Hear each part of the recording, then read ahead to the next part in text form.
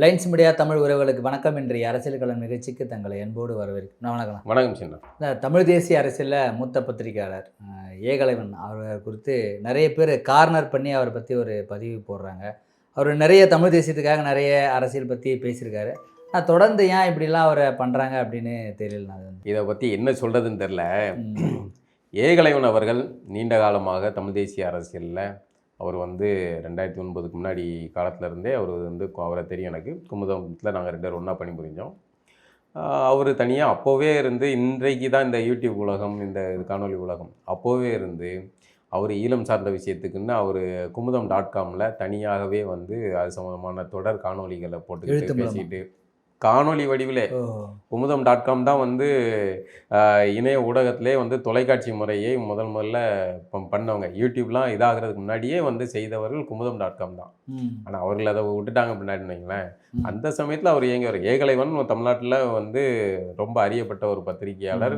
குமுதம் ரிப்போர்ட்டரில் வாரம் குமுதம் வாசலில் பத்திரிகை எரிப்பாங்க, அவரோட குடும்பாவை எரிப்பாங்க, எல்லாமே எக்ஸ்க்ளூசிவ் ஸ்டோரி தான் பண்ணுவாப்புல.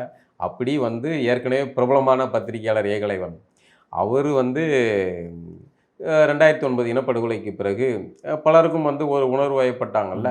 நான் அதே மாதிரி தான் அந்த சமயத்தில் நான் திராவிட ஆதரவாளர் இருந்தேன். அதுக்கப்புறம் தான் நம்ம ஆய்வு பண்ணி படிக்கிறோம். இது திராவிடம் டுபாக்கூர் நம்மளுடைய அடையாளம் இல்லைங்கிற புரிதல் வருது. அப்படி வெளியேறிய அதிலேருந்து விலகியவர்கள் பலர், அதில் ஏகலைவனும் ஒருவர். அவர் மூத்த பத்திரிகையாளராக இருந்து இந்த தமிழ் தேசிய அரசியலை இது சார்ந்த விஷயங்களை தொடர்ந்து பதிவு செய்வதும் எழுதுவதும் நன்கு வரலாற்று தரவுகளோடு எழுதக்கூடிய ஒரு பத்திரிகையாளர். அவர் தொடர்ச்சியாக நாம் தமிழருடைய ஆரம்ப காலகட்டத்திலிருந்தே தொடர்ச்சியாக நாம் தமிழருக்கும் இந்த தமிழ் தேசிய அரசியலுக்கும் நிகழ்ச்சி தான் நடத்தியிருக்காரு. ஆமாம், நிகழ்ச்சி, புத்தக வெளியீடு, அவர் எழுதின புத்தகங்கள்லாம் பல அதிர்வுகளை உண்டு பண்ணிய புத்தகம். நளினி பிரியங்க சந்திப்பு புத்தகம்லாம் இருந்தாலும், தாப்பே ரவிச்சந்திரன் புத்தகமாக இருந்தாலும், திருச்சி வேலுசாமி புத்தகமாக இருந்தாலும் சரி, அவர் எழுதிய கட்டுரைகளைப் போல் அவர் தொகுத்த புத்தகங்களும் சிறப்பான அதிர்வுகளை உண்டு பண்ணிய விஷயங்கள். அப்படி ஏற்கனவே அறியப்பட்ட முகமாக இருந்த ஏகலைவன் அவர்கள், சீமான் அவர்கள் நாம் தமிழர் கட்சியை தொடங்கிய பிறகு தமிழ் தேசிய அரசியலுக்கு தன்னுடைய பங்களிப்பை செய்யணுங்கிற அடிப்படையில் ஒரு ஊடகத்தின் முகமாக இருந்து அவர் ராவணா ஊடகத்தின் மூலமாக அவர் தொடர்ச்சியாக பண்ணிக்கிட்டு இருக்கார். நம்ம கூட அவரை கேட்போம், ஏன் சார் ஓவராக மட்டும் கொடுக்கீங்கலாம் கூட கேட்போம். ஆனால் அதை பற்றிலாம் அவர் கவலைப்படாமல் எப்போவுமே அதில் தான் ஒரு கொள்கை நம்புகிறோம், அதுக்கு நேர்மையாக இருக்கணுங்கிற அடிப்படையில் அவர் இயங்கக்கூடியவர். அவர் சீமானுடைய புகைப்படத்தை வச்சு அதன் மூலமாக உருவாகணும் அப்படிங்கிற இதெல்லாம் கிடையாது. அது உணர்வு சார்ந்த ஒரு விஷயம். தமிழ் தேசிய அரசியலில் சீமான் இருக்காருன்னா சீமானை மட்டும் தான் போட்டோ போட முடியும்.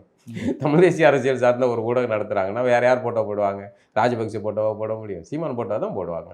அப்போ அது சார்ந்த கண்டென்ட் தான் வைக்கிறாங்க. இப்போ திராவிட ஆதரவு ஊடகங்கள் யார் போட்டோ வைப்பாங்க? பெரியார் ராமசாமியார் போட்டோ வைப்பாங்க, இல்லை கருணாநிதி போட்டோ வைப்பாங்க, இல்லை ஸ்டாலின் போட்டோ, உதயநிதி, அது சார்ந்த செய்திகளாக தான் போடுவாங்க.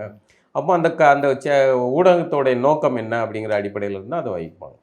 ஸோ இப்போ இந்த ஏகலைவன் அவர்களுக்கு ஏற்பட்ட இந்த பிரச்சனை என்பது, சீமான் அவர்கள் தொடர்ந்து இந்த மாதிரியான சந்திப்புகள், மாண்பின் அப்படிங்கிற அடிப்படையில் அவர் நிறைய சந்திப்புகள் நடத்துகிறாரு.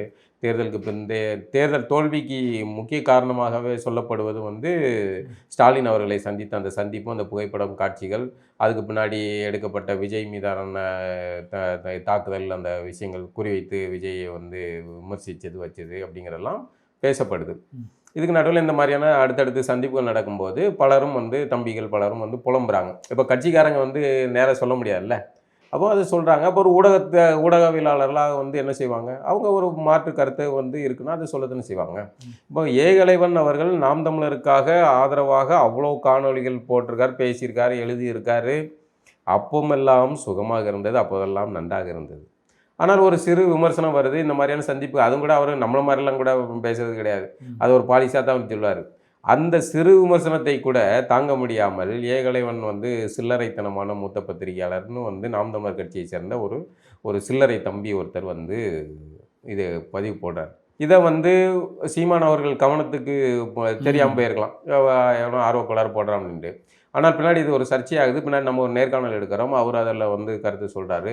அப்போ இது ஏதோ சர்ச்சையாகுது அப்படின்னு ஒரு கட்சி தலைமை கவனத்தில் எடுத்து அதை அந்த தம்பியை கூப்பிட்டு சத்தம் போட்டுக்கணும். அப்படின்னு நடக்கலை. மீண்டும் மீண்டும் அவர் அடுத்தடுத்து போடுறாரு. அப்படின்னா அப்போ அதை புரிஞ்சுக்கொள்ள வேண்டியதான், கோட் வேர்டு அக்செப்டடு அப்படிங்கிற மாதிரி புரிந்து கொள்ள வேண்டியது. அப்போ இது சீமான் அல்லது சீமான் அவர்களுடைய நெருக்கத்தில் இருக்கக்கூடியவர்களுடைய தலைமை ஆட்களுடைய ஒப்புதலோடு அவர்களுடைய தூண்டுதலின் அடிப்படையில் ஏகலைவன் அவர்கள் குறிவைத்து அவரை வந்து அப்புறப்படுத்துறதுக்கான வேலைகள் நடக்குது. இந்த சந்தர்ப்பத்தை பயன்படுத்தி கொள்வது அப்படிங்கிற யுக்தி நடக்குது.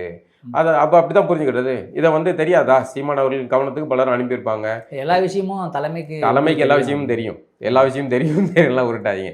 இங்கே எல்லா வாட்ஸ்அப் ஸ்க்ரீன்ஷாட்டுகளும் தலைமைக்கு உடனடியாக அனுப்பி வைக்கும். அண்ணே உங்களை பற்றி இப்படி எழுதியிருக்காருண்ணே அப்படின்ட்டு. அப்படிலாம் வந்து ரொம்ப சில்லறத்தனமாக இருக்கும். நீங்கள் சாதாரணமாக உங்களுக்கு தோன்றதை நீங்கள் எழுதுவீங்க. அதாவது என்ன மாதிரியான மனநிலைன்னா இவர்களுடையது, திராவிடர்கள் இவர்களை கழுவி கழுவி ஊற்றினாலும் சரி, அசிங்கப்படுத்தினாலும் சரி, வீட்டில் வந்து அட்டகாசம் பண்ணாலும் சரி, வீட்டை முற்றுகையிட்டு பண்ணாலும் சரி, அப்பவும் பேசக்கூடிய ஏகலைவனோ பாலாவோ விஸ்வாக்களோ தான் பத்திரிகையாளர்கள் நின்று இதை கண்டித்து எழுதவும் பேசவும் செய்வாங்க.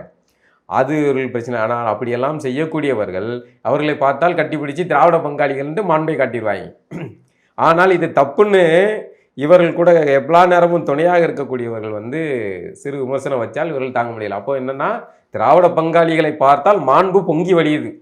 பச்சை தமிழர்கள் வந்து சிறு விமர்சனம் வச்சாலும் தாங்க முடியல. அப்போ உங்களுடைய சுதந்திரம், உங்களுடைய கருத்து சுதந்திரம் இல்லை, உங்களுடைய சிந்தனை வந்து என்ன லட்சணத்தில் இருக்குது அப்படிங்கிறத நீங்கள் புரிஞ்சுக்கணும். அவரை சுதந்திரமாக செயல்பட விடுவதானே சுதந்திரம். இப்போ மாண்பு என்பது என்னன்னா, சீமானவர்களுக்கு மட்டும் தான் மாண்பு இருக்கா? ராஜீவ்காந்தியை வந்து நான் கேட்குறேன், கட்சியில் இருக்க மணி செந்திலோ இல்லை வேற யாரோ வந்து ராஜீவ்காந்தி எங்கேயோ வழியில் பார்த்தா, கல்யாண சுந்தரத்தை வழியில் பார்த்தா, என்னென்ன எப்படி இருக்கேன்னு கட்டி பிடிச்சா, உதயநிதி சீமான் சந்திப்பு மாதிரி அது மாண்பு தம்பி அப்படின்னு கடந்து போவாங்களா?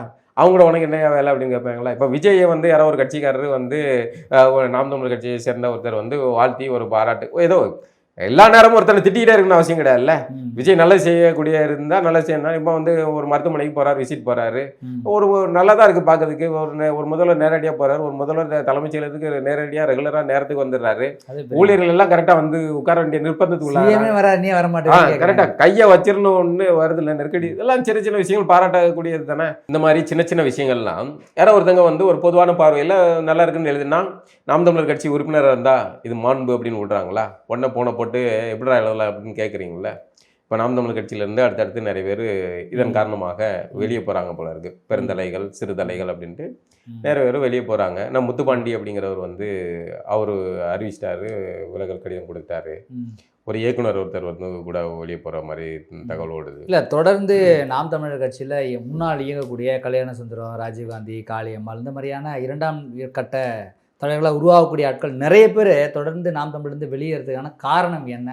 எல்லாரும் ஒரு விஷயத்தை தான் சொல்கிறாங்க, தலைமையை சொல்கிறாங்க, இல்லைனா இரண்டாம் கட்ட ஆட்கள் அப்படின்னு சொல்கிறாங்க. தலைமையோட நெருக்கமாக இருக்கக்கூடிய ஆட்கள் பண்ணுற ஒரு சதி வேலை, யாரையுமே கிட்ட நெருங்க விடாமல் பார்த்துக்கிட்டது, அல்லது இந்த மாதிரி அடுத்த கட்டமாக வளரக்கூடிய முகம் தெரிந்தவர்களாக இருப்பவர்கள் வந்து அது வந்து தங்களுக்கு சங்கடமாக இருக்குது அப்படின்ட்டு ஒருத்தர். நான் என்ன கேட்குறேன், சீமான் அவர்களுக்கு மீறியாமல் அங்கே வளர்ந்துட முடியும்? நாம் தமிழர் கட்சினா அது சீமான், அவரை மீறி அவர் இருக்கிற வரைக்கும் அது அவருடைய இதுதான். அவர் சொன்னாலும் சொல்லனால அது அப்படிதான் வாழ்த்துறீங்களா? அப்போ வாழ்த்தை இதான் அது யதார்த்தத்தை சொல்றேன். இப்போ அவரை மீறி காளியம்மாள் போய் கட்சியை கைப்பற்ற முடியுமா? கல்யாண சுந்தரம் போய் கட்சியை கைப்பற்ற முடியுமா? ராஜீவ்காந்தி கட்சியை கைப்பற்ற முடியுமா? யாரும் ஏற்றுக்கிடுவாங்களா தம்பி மாதிரி? இல்லை. அப்போ யாருக்காக பயப்பட வேணும்?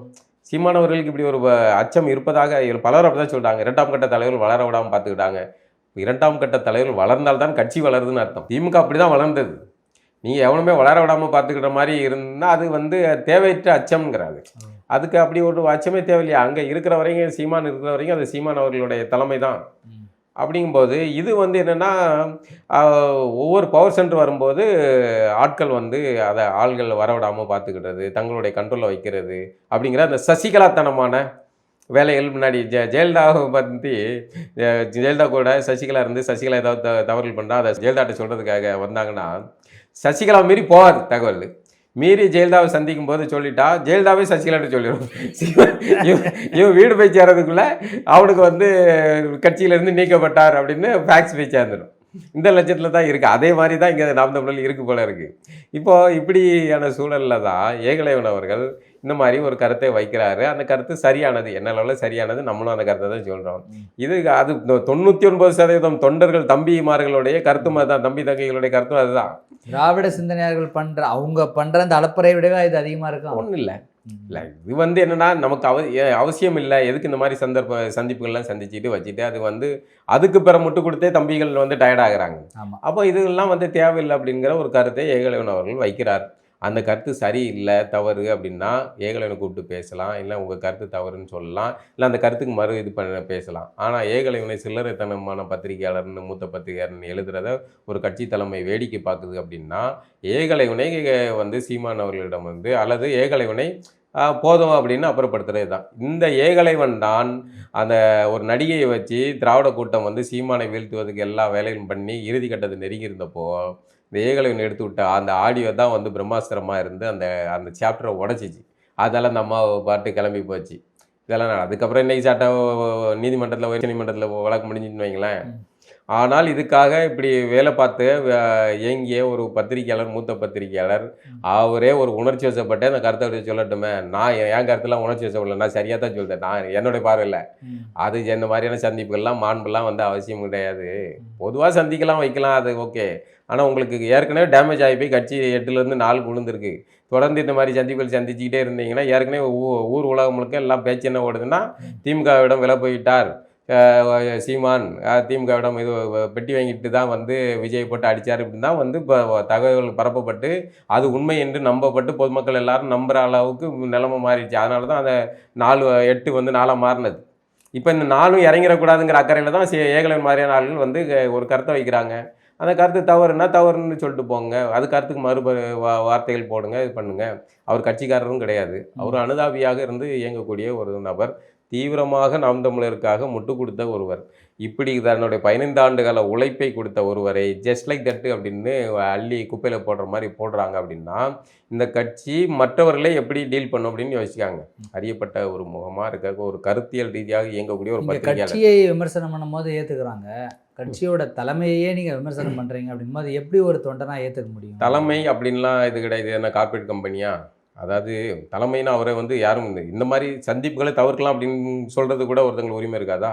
இவரை வந்து பாராட்டி இப்போ வந்து தமிழ் தேசிய நானே எத்தனை கடை ஊடகங்களில் பேசியிருக்கேன். அரங்க கூட்டத்தில் அடைபட்டு கிடந்த தமிழ் தேசிய அரசியலை பொதுத்தளத்துக்கு கொண்டு வந்து பேசிய சீமான் அவருடைய நாவன்மையால் பேசி அதை பரவலாக்கியவர் சீமான் தான். அதை வந்து இந்த கிடையாது. அதை இதை சீமான் அவர்களிடம் ஒப்புதல் வாங்கியே பேசுகிறோம் இல்லை, நமக்கு தோன்றது பேசுகிறோம்ல. அதே மாதிரி தவறுன்னு பண்ணுறத சொல்கிறதுக்கான உரிமை இருக்குது. அதுதானே ஜனநாயகம். இந்த ஜனநாயகம் இல்லாதுன்னா அது திராவிடக்காரங்களும் பெரிய பயிர்களாச்சே. உங்ககிட்ட இந்த ஜனநாயக சிந்தனையே இல்லை அப்படிங்கிற பட்சத்தில் நீங்கள் என்ன நாளைக்கு ஆட்சிக்கு வந்து நீங்கள் என்னத்தை வந்து ஜனநாயகத்தை வந்து நட்டு குத்துற சாத்திடுவீங்க? அப்போது நீங்கள் ஆட்சிக்கு வராத காலத்தில் கட்சியில் வந்து இந்த லட்சத்தில் இருக்கும்போதே இவ்வளோ இதாக இருப்பீங்க அப்படின்னா நாளைக்கு அதிகாரத்துக்கு வந்தால் என்ன ஆகும் அப்படிங்கிற அச்சம் வருமா இல்லையா? அப்போ ஏகலைவன் மாதிரியான ஆள்களை இப்படி வந்து அசிங்கப்படுத்துவதை சீமான் அவர்கள் வேடிக்கை பார்க்கக்கூடாது. அதில் சீமானுக்கு தெரிஞ்சே நடக்குதா, சீமான் சொல்லி நடக்குதாங்கிறதே தெரியல. இப்போ சந்தேகப்பட வேண்டிய, ஆனால் அடுத்தடுத்து காணொலியில் போட்டுக்கிட்டு இருக்கார் அந்த நபர் அப்படின்னா, அப்போ சீமானுடைய ஒப்புதல் நடக்கிறது. அப்போ ஏகலைவனுக்கு நடக்கும், அடுத்து இன்னொருத்தருக்கு நடக்கும், இது நடந்துக்கிட்டே இருக்கும்.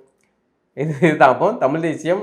அது வந்து இவ்வளோதான் தமிழ் தேசியத்தோடைய தமிழ் தேசியத்தோடைய தலைமை ஆட்களுடைய லட்சணம் இப்படி தான் இருக்குது அப்படிங்கிற புரிதல் தான் ஒன்று பண்ணும். இப்போ நம்ம கூட வந்து வெளிப்படையாக தான் பேசுகிறோம். இது பிடிக்கலாம், தம்பிமார்கள் பிடிக்கலாம், பிடிக்காமல் போகலாம், அதெல்லாம் அவங்களுடைய பார்வை பொறுத்து. நம்மளுடைய நிலையில் எப்போவுமே நம்ம வந்து சரியாக தரோம். தமிழ் தேசியம் என்பது அது ஒரு சித்தாந்தம், ஐடியாலஜி. அது நாம் தமிழர் கட்சியோட முடிய போகிறதும் இல்லை, நாம் தமிழர் கட்சியோட இதாக போகிறதும் கிடையாது. அதுலேருந்து ஆரம்பிக்க இல்லை. அதுக்கு முன்னாடி பல முன்னேற்றியர்கள் இருந்தார்கள், இன்னும் வருவார்கள். அது புது புது வடிவம் எடுக்க தான் செய்யும். ஒவ்வொரு காலகட்டத்திலையும் அதை ஒவ்வொருத்தரும் கடத்தி கொண்டாங்க. இத்தனை வயதுலையும் வந்து பேமணியரசன், வெங்கட்ராமன் ஐயாலாம் வந்து பேசிக்கிட்டு இயங்கிட்டு இருக்காங்க. அது அடுத்தடுத்த காலத்துக்கு அவங்க ஒரு நம்பிக்கையில் இயங்கிட்டு தானே இருக்காங்க. அப்படி குணா இப்படின்னு ஒவ்வொருத்தரும் போட்ட சிறு சிறு விதைகள் வந்து விருட்சமாக மாறி வளர்ந்து நிற்குது. அது இடையில வந்து ஆசிட்டை ஊற்றி யாராவது தண்ணி ஊற்றிட்டு போனாங்கன்னா திரும்ப மறுபடியும் அந்த விதை வந்து மறுபடியும் புதிய இடத்துல முளைச்சி புதுசாக வளரதான் செய்யும்.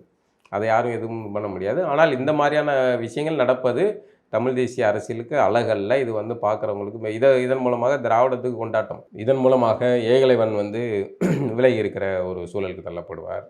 இதைத்தான் திட்டமிட்டு ஏகலைவனை அப்புறப்படுத்துவதற்கான நடந்த சதியாக எனக்கு தோன்றுகிறது. இது ஆரோக்கியமானதாக இல்லை. இப்போ அடுத்தடுத்து நாம் தமிழர் கட்சியிலேருந்து ஒவ்வொருவராக விலகிட்டு போகிறாங்க. ஒரு கட்சி, ஒரு இயக்கம் வளர்ந்துக்கிட்டே போகணும்.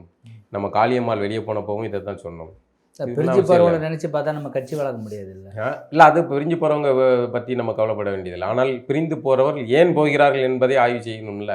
தொடர்ந்து போகிறவங்க எல்லாமே இதே காரணத்தை சொல்லிட்டு போகிறாங்க, என்னமோ நடக்குது, தொடர்ந்து ஆடியோக்கள் வெளியே வருது. இந்த மாதிரி நடக்கும்போது அது கட்சி வளர்ச்சிக்கு உறுதுணையாக இருக்காது. இப்போ வந்து இந்த இதே மாதிரியான சந்திப்புகள் நடக்கும்.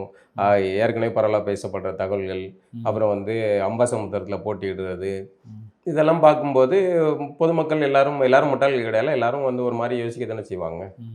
மொத்தத்தில் இந்த ஏகலைவன் அவர்களுடைய இந்த சாப்டர் வந்து சீமான் அவர்கள் தலையிட்டு ஒரு முடிவு செய்யணும். அல்லது வந்து ஒன்றும் இல்லை, அது இதில் தலையிடலன்னு ஒன்றும் இல்லை. ஓகே, இப்படி தான் நடக்கும். இத்தனை எவ்வளோ விசுவாசமாக இருந்து அவங்க இயங்கினாலும் அவர்கள் என்னைக்கா இருந்தாலும் அசிங்கப்படுத்தப்படுவார்கள் அப்படின்னா அது சிறப்பான ஒரு இதுதான். மீண்டும் ஒரு நிகழ்வு சந்திப்பாங்க. நன்றி. நன்றி.